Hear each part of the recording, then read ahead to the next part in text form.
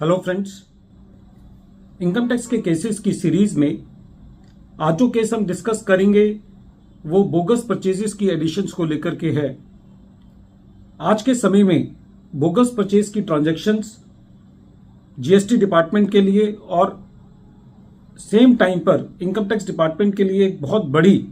सरदर्दी बना हुआ है, क्योंकि बोगस परचेजेस का वॉल्यूम इकोनॉमी के अंदर बहुत ज़्यादा है। पहले जीएसटी डिपार्टमेंट जो है वो बोगस परचेजेस को ढूंढने की कोशिश करता है इन्वेस्टिगेशन के द्वारा, सर्चेस के द्वारा, और फिर वो इंफॉर्मेशन इनकम टैक्स डिपार्टमेंट से साझा की जाती हैं। और कई बार जब ये इंफॉर्मेशन इनकम टैक्स डिपार्टमेंट के पास आती है तो इनकम टैक्स डिपार्टमेंट खाली उस इंफॉर्मेशन के बेसिस पर एसएससी का एडिशन सेक्शन 69C के अंदर कर देते हैं, जो कि अनएक्सप्लेन्ड एक्सपेंडिचर की बात करता है। और सेक्शन 69C के अंदर एडिशन करने का मतलब है कि एसएससी के ऊपर सेक्शन 115BBE लगता है, जिसका टैक्स इफेक्ट करीबन एसएससी के ऊपर 78-80% तक आता है। प्रेजेंट केस के अंदर ऑनरेबल बॉम्बे हाई कोर्ट के सामने ये इशू था कि जब असेसिंग ऑफिसर के पास इंफॉर्मेशन आई और एसएससी ने अपने डॉक्यूमेंट्स को सबमिट किया, तो क्या ऐसी परिस्थिति के अंदर यदि असेसिंग ऑफिसर एसएससी की डॉक्यूमेंटेशन को एक जर्नल स्टेटमेंट दे करके कि क्योंकि उसके पास जीएसटी डिपार्टमेंट से या डीडीआईटी इन्वेस्टिगेशन से इंफॉर्मेशन है, उस डॉक्यूमेंट्री एविडेंस को रिजेक्ट कर सकता है, या ये असेसिंग ऑफिसर की जिम्मेवारी है कि वो केस टू केस बेसिस पर उस परचेजेस को एग्जामिन करे, और इवन क्या इनकम टैक्स डिपार्टमेंट या असेसिंग ऑफिसर की ये जिम्मेदारी है कि वो सेल टैक्स डिपार्टमेंट से कोऑर्डिनेट करे कि क्या वो परचेजेस जेन्युइन है या नहीं। यही issue honourable Bombay high court ने present case principal commissioner of income tax versus SVD resins and plastic private limited के केस में डिसाइड किया, और ये केस 474 ITR पेज नंबर 151 पर रिपोर्ट हुआ, और इस केस का जजमेंट 7 अगस्त 2024 को आया। प्रेजेंट केस के अंदर एसएससी का काम रेजिन्स और केमिकल्स का है। प्रेजेंट केस के अंदर असेसिंग ऑफिसर के पास इंफॉर्मेशन थी जीएसटी डिपार्टमेंट से कि एसएससी ने 6 टेंटेड पार्टीज से बोगस परचेज करी है। एसएससी को सेक्शन 148 का नोटिस भेजा गया। एसएससी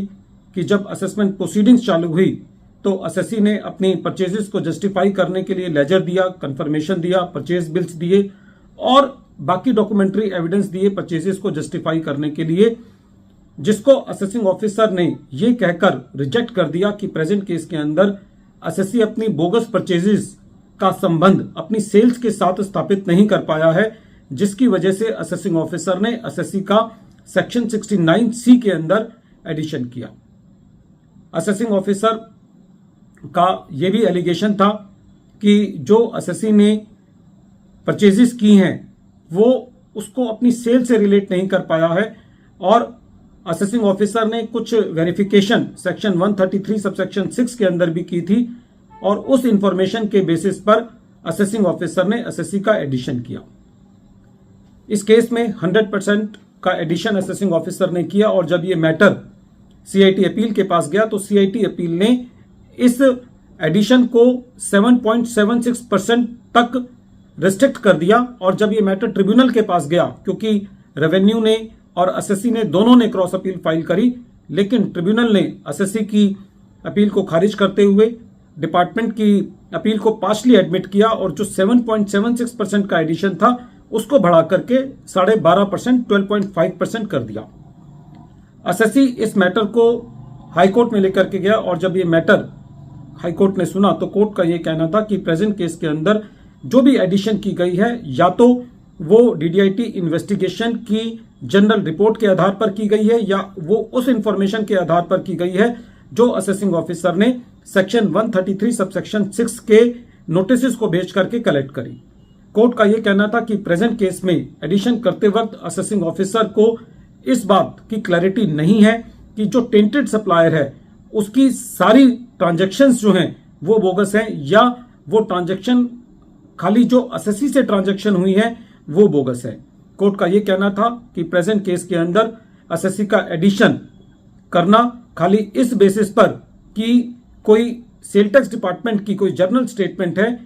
और without strong documentary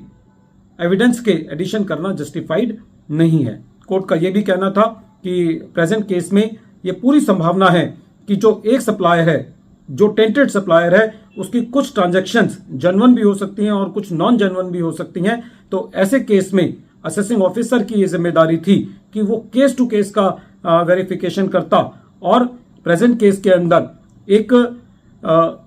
tainted supplier की सारी ट्रांजैक्शन को सेम तरीके से मापना या सारी ट्रांजैक्शन को सेम कलर से पेंट करना जस्टिफाइड नहीं है। कोर्ट का यह भी कहना था कि प्रेजेंट केस में ये फर्क नहीं पड़ता कि सेल टैक्स डिपार्टमेंट पहले अपनी इंक्वायरी कर चुका है। असेसिंग ऑफिसर की भी ये जिम्मेदारी थी कि वो सेल टैक्स डिपार्टमेंट से कोऑर्डिनेट करके ये चीज देखता कि वास्तव में जो परचेजेज हैं वो जेन्युइन है या नहीं। तो प्रेजेंट केस में इस केस का जो मैसेज है वो ये है कि एडिशन करने से पहले असेसिंग ऑफिसर को कहीं ना कहीं सेल टैक्स डिपार्टमेंट से भी असमंजस्य बिठा करके उन ट्रांजैक्शन की जेन्युइनिटी को चेक करना है। वीडियो के अंत में एक बार फिर मैं केस का नाम रिपीट कर रहा हूं। केस का नाम है principal commissioner of income tax versus SVD resins and plastic private limited और ये केस 474 ITR पेज नंबर 151 पर रिपोर्ट हुआ। इस केस का जजमेंट 7 अगस्त 2024 को आया। Thank you friends.